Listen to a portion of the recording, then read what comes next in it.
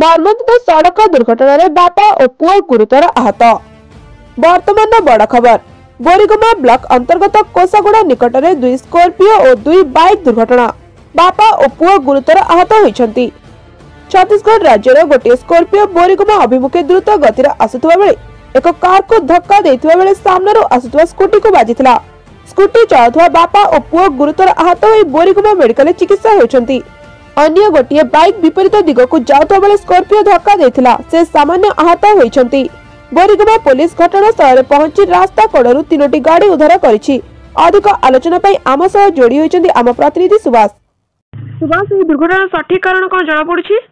देखंतु सुश्री, आज अपराह्न 5 घंटा समय जातीय राजपथ 26 रे एक मर्मंत सड़क दुर्घटना घटी। स्कॉर्पियो एक द्रुत गति बोरीगुमा आड़ को आसुवा समय इनोवा को प्रथम धक्का देथिला। धक्का देवा फल विपरीत दिगर आसुवा एक स्कूटी को धक्का बाजिछि और फल स्कूटी आहत गुरुतर आहत होइछंती। सुश्री, घटनास्थल समुदाय केते लोक आहत होइछंती?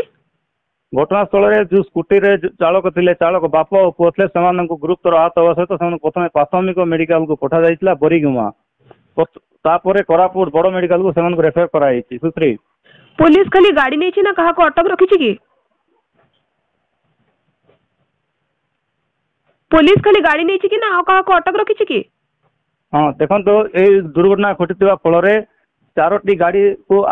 4टी गाड़ी रखी पुलिस जबत करने सहित इनोवा ड्राइवर को जो कि मद्यपान कर गाड़ी चलाता गिरफ्त कर। सुश्री, बहुत बहुत धन्यवाद आम सह जोड़ी आम प्रतिनिधि सुभाष।